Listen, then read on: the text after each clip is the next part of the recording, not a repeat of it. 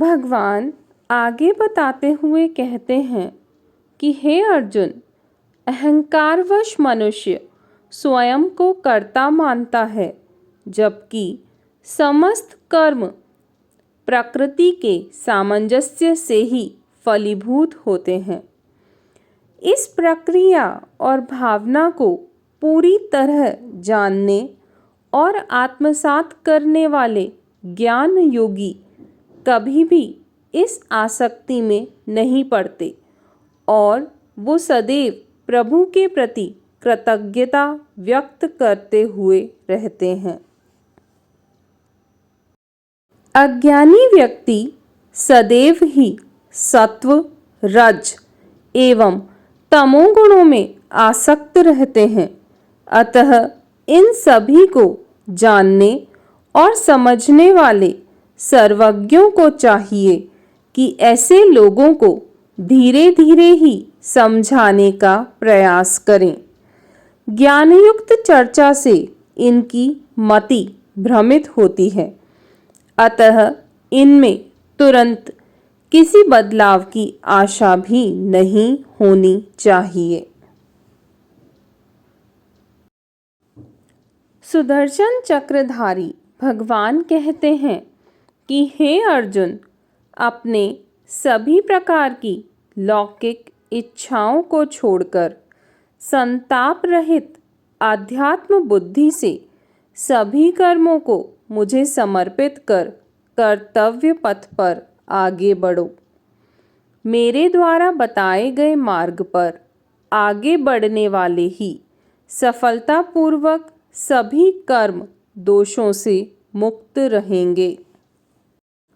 सभी प्राणी अपने प्रकृति प्रदत्त स्वभाव अनुसार ही कर्म करने को उद्यत रहते हैं।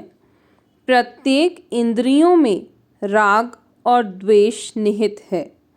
मनुष्य को इन दोनों के ही अधीन नहीं होना चाहिए।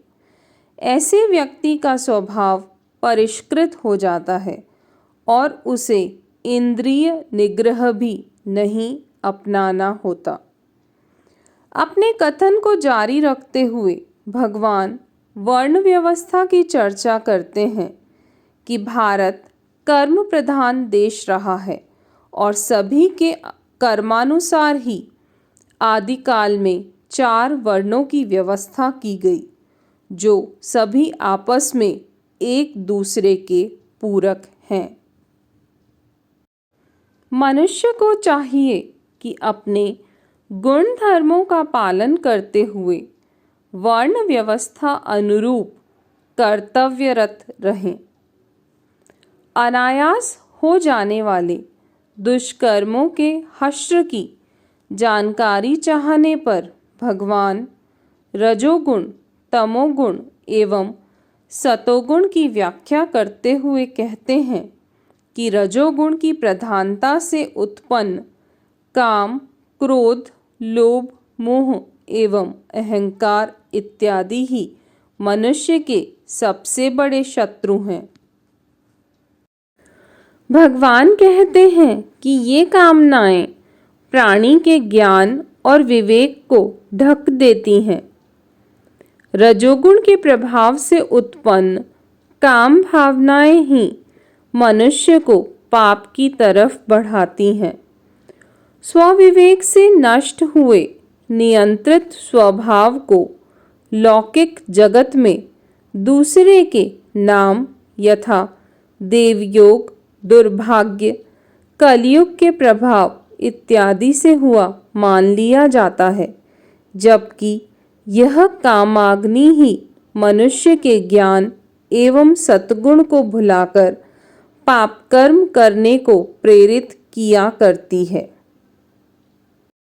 गोविंद आगे कहते हैं कि हे अर्जुन, शिवजी के द्वारा भस्मीभूत कामरूप उन्हीं के आशीर्वाद से अदृश्य रूप में रहते हुए भी ऋषियों एवं ज्ञानियों का बैरी है। मनुष्य की इंद्रियों, मन एवं बुद्धि में रहते हुए यह उनके ज्ञान को ढक देता है और उन्हें विषय भोग की तरफ आगे बढ़ाता है। उचित है इंद्रिय जित बनो। भगवान कहते हैं कि ज्ञान एवं विज्ञान के विधि सम्मत नाशक काम रूपी पाप को ही सर्वप्रथम त्याग कर इंद्रियों पर नियंत्रण रखो। भगवान कहते हैं इंद्रियां स्थूल शरीर से परे हैं, मन इनसे परे है। मन से उत्तम बुद्धि है जो भले बुरे का निर्णय किया करती है और इसके भी ऊपर होती है आत्मा।